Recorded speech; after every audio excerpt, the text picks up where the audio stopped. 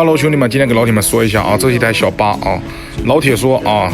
老铁给我说啊，龙哥，苹果8不是防水吗？为什么我的手机扔水里面一会儿屏幕就花屏了呢？兄弟，我给老铁说，我说老铁，所有的手机都是不防水的，兄弟，